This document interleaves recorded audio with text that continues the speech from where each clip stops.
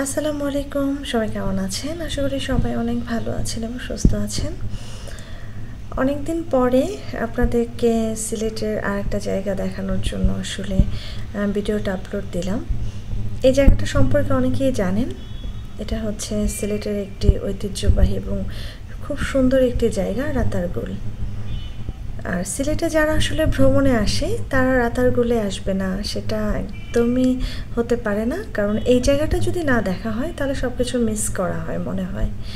এত স্নিগ্ধতা, এত মুগ্ধতা একটা জায়গায়, সব কিছু আসলে পাওয়া যায়। নিশ্চুপ একটা জায়গা, কিন্তু অসম্ভব সুন্দর এবং ভালো লাগার একটা জায়গা। এখানে অনেকেই ঘুরতে আসে, আবার অনেকে গাছপালার যে সৌন্দর্য সেটা উপভোগ করতে আসে, কারণ গাছেরও কিন্তু একটা সৌন্দর্য থাকে, এটা আমরা সকলেই জানি। তো এই সৌন্দর্যটা দেখার জন্য হলেও রাতারগুলে আসা উচিত। চমৎকার পরিবেশ, আর এত সুন্দর পরিবেশ আসলে কিন্তু প্রত্যেকটা মানুষের মনটা ভালো হয়ে যায়। আর এখানে কিন্তু আপনার নৌকা দিয়ে ভ্রমণ করা যাবে, অন্য কোনো আসলে সিস্টেম নেই ভ্রমণ করার। আপনার মেন যে ঘাট, ওইখানে আপনার নৌকা একটা আপনার রিজার্ভ করতে হবে, বা আপনারা 2-3টাও আপনার রিজার্ভ করে নিতে পারেন। তো আমাদের যে নৌকাটা আসলে রিজার্ভ করা হয়েছিল 800 টাকা দিয়ে। আমরা যেহেতু ফুল ফ্যামিলি আপনার ভ্রমণের জন্য এসেছিলাম, তো প্রথমে ভেবেছিলাম যে 2টা নৌকা নিব, পরে ভাবলাম যে না, 2টা নৌকায় আসলে ওইভাবে অত ভালো লাগবে না, এই জন্য আমরা বড় একটা নৌকাই নিয়েছিলাম। আপনারা চাইলে ছোট নৌকাও নিতে পারবেন, সেটার প্রাইসটা কিন্তু এর থেকে কম। ওইটার প্রাইসটা মেবি 400 থেকে 500 টাকার মধ্যে আপনারা পেয়ে যাবেন। আর এখানে কিন্তু এতটাই পরিবেশ নিশ্চুপ, না আসলে আপনারা বুঝতে পারবেন না। আর দেখেন সবাই আপনার সেলফি তুলছে, কেউ কেউ ভিডিও করছে আমার মতো। সব কিছু মিলেমিশে অপরূপ একটা সৌন্দর্য কাজ করে এই রাতারগুলে। এত সুন্দর একটা পরিবেশ, না দেখলে আসলে বুঝতে পারতাম না। আর এখানে কিন্তু আপনার বর্ষা সিজনটাই হচ্ছে বেস্ট একটা মোমেন্ট, যে মোমেন্টে আপনারা আসলে খুব মজা করে ঘুরতে পারবেন, নৌকা ভ্রমণ করতে পারবেন। আর বর্ষা সিজন ছাড়া আসলে ওইভাবে অতটাও ভালো লাগা কাজ করবে না আমার কাছে, যেটা মনে হয়েছে। তো দেখেন এখানে কিন্তু প্রচুর পানি, এখানে প্রচুর পানি। আমার আসলে পানি দেখে একটু ভয় ভয় করছে। মাঝে মাঝে মনে হচ্ছিল যে সাপ উঠে আসে কিনা বা অন্য কোনো কিছু উঠে আসে কিনা, এটার জন্য একটু ভয় ভয় করছিল। তা আপনাদেরকে আমি অবশ্যই বলবো, সিলেট ভ্রমণে আসলে রাতারগুলটা অবশ্যই ঘুরে যাবেন। একদম মনোমুগ্ধকর একটা পরিবেশ, স্নিগ্ধতায় ঢাকা পরিবেশ, খুবই ভালো লাগবে আপনাদের। আর এই সব পরিবেশে না আপনার ফুল ফ্যামিলি আসলে বেশি ভালো লাগে, আনন্দটা বেশি হয়। আমরা সিলেট মাজারের ওইখানে থেকে এসেছি। তো এইখানে আসতে আর হচ্ছে আপনার সাদা পাথর, মানে 2টা স্পট আমাদেরকে ঘোরাইছে। আমরা একটা কার আপনার বুক করেছিলাম, সেটা আমরা 3000 টাকা নিয়েছিল আপ ডাউন। একদম আপনার সকাল 8টা থেকে সন্ধ্যা 6টা পর্যন্ত বুক করেছিলাম 3000 টাকায়। তো আপনারা এইভাবে আসলে কোনো একটা কার আপনারা বুক করতে পারেন সারা দিনের জন্য, যেহেতু এইসব পরিবেশের মধ্যে আসলে আসলে একটু সময় নিয়ে আসতে হয়।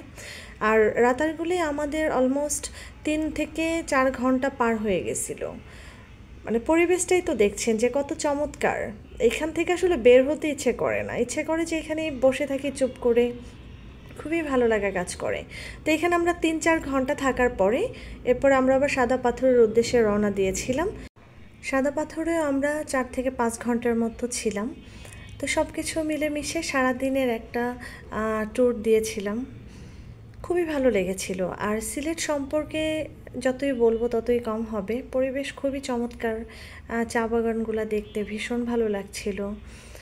আর আমার কাছে যেটা মনে হয়েছে যে সিলেটে প্রচুর গাছ, মানে গাছ আসলে যত বেশি থাকে তত বেশি সৌন্দর্য থাকে।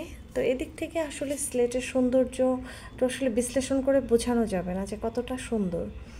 অনেকেই অনেক নৌকা নিয়ে এসেছিল, আবার মাঝে মাঝে কেউ কেউ বসে বসে এই পরিবেশটাকে উপভোগ করছিল। আবার নৌকার যে মাঝি, তারা তো অসম্ভব সুন্দর গান করে, তারা আবার মন খুলে গান করছিল। সব কিছু মিলেমিশে পরিবেশটা ভীষণ ভালো লাগছিল। আবার অনেকে দেখছিলাম গাছের গোড়ায় উঠে সেলফি তুলছিল। তবে এটা একটু রিস্ক আমি এই জন্য বলবো, কারণ এই ধরনের গাছগুলার মাঝে অনেক ধরনের বিষধর সাপগুলা থাকতে পারে লুকিয়ে। তো এই গাছের গোড়ায় আসলে দাঁড়িয়ে সেলফি তোলাটা আমার কাছে মনে হয় রিস্ক। তো এটা থেকে একটু বিরত থাকার চেষ্টা করবেন, কারণ দুর্ঘটনা তো আসলে বলে আসে না, হঠাৎ করে চলে আসে। তো এই জন্য সব দিক থেকে আসলে একটু সতর্ক থাকা ভালো। আমরা কিন্তু অনেক জায়গায় ঘুরতে যাই, বেখেয়ালে অনেক ধরনের দুর্ঘটনায় পড়ি। তো এই বিষয়গুলো আমাদের আসলে খেয়াল করা উচিত। তো দেখেন, প্রত্যেকটা জায়গায় আপনারা নৌকা দেখতে পারবেন, নৌকার মাঝে বেশ কয়েকজন মানুষ দেখতে পাবেন, এবং তারা কি করে, চুপ করে বসে থাকে এবং পরিবেশটা দেখে। মানে খুবই ভালো লাগছিল। আর আমরা যখন সিলেটের জন্য গেলাম তখন কিন্তু বর্ষাটা সবে শুরু হচ্ছিল। এরপরে নাকি আমাদের মানে মাঝিটা বলছিল যে পানি নাকি আরও অনেক উপরে উঠে যাবে যখন পুরোপুরি বর্ষার সিজনটা চলে আসবে। তো আমার কাছে মনে হচ্ছিল যে অনেক বেশি পানিতে বেশি ভয় করবে। তো এই শুরুর দিকে আসলে যাওয়াটাই সবচেয়ে আপনার সুন্দর এবং ভালো লাগা কাজ করবে। তা আমি শুধু দেখছিলাম, ঘুরে ঘুরে দেখছিলাম যে কত সুন্দর, চমৎকার। এই হচ্ছে আমাদের মাঝি, আর মাঝি চমৎকার গান করতে জানে। আমরা ওনাকে অনেকক্ষণ রিকোয়েস্ট করার পরে উনি আমাদেরকে গান শোনালো, ভীষণ ভালো লাগলো, এনজয় করলাম সব কিছু মিলেমিশে। আলহামদুলিল্লাহ, আমাদের সিলেট ট্যুরটা খুবই ভালো কেটেছে। শুক্রিয়া। তো সবাই খুব ভালো থাকবেন, সুস্থ থাকবেন। আসসালামু আলাইকুম। যাওয়ার সময় আমাদের মাঝির গান উপভোগ করেন সবাই। খুব ভালো থাকবেন। তোয়া বাড়ি গোর বন্ধু তোর লাইগারে, আরো নীল জঙ্গল আর মাঝে বানাইয়াছি গোর, নীল জঙ্গল আর মাঝে বানাইয়াছি গোর। আরে বাইও নাই বান্ধব নাই, খেলই তো খবর বন্ধু তোর লাইগারে, আমার তোহনু জোড়া জোহর। আর মনে সারিয়া যাইতাম তোয়া বাড়ি গোহর বন্ধু তোর লাইগারে, আরো নীল জঙ্গল আর মাঝে আমার এখান গোর, নীল জঙ্গল আর মাঝে আমার এখান গোর। আরে বাইও নাই বান্ধব নাই, খেলই তো খবর বন্ধু তোর লাইগারে, আমার তোহনু জোড়া জোহর। আর মনে লয় সারিয়া যাইতাম তোয়া বাড়ি গোহর বন্ধু তোর লাইগারে। আর বট বীরকের তলে বাগেলাম ছায়া ফাইবার আছে, বট বীরকের তলে বাগেলাম ছায়া ফাইবার আছে। আরে ডালো ভাঙ্গি রইদ লাগে আপন কর্ম দুষে বন্ধু তোর লাইগারে, আমার তনু জোড়া জোহর। আর মনে লয় সারিয়া যাইতাম তোয়া বাড়ি গোহর বন্ধু তোর লাইগারে, ও বন্ধু তোর লাইগারে। গ্রামের নজুয়ান হিন্দু মুসলমান, গ্রামের নজুয়ান হিন্দু মুসলমান, মিলিয়া বাউলা গানার মুর্শিদি গাইতাম আমরা, মিলিয়া বাউলা গানার মুর্শিদি গাইতাম। আগে কি সুন্দর দিন কাটাইতাম আমরা, আগে কি সুন্দর দিন কাটাইতাম।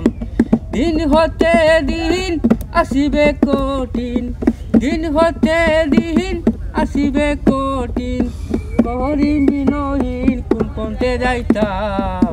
আগে কি সুন্দর দিন কাটাইতাম আমরা, আগে কি সুন্দর দিন কাটাইতাম।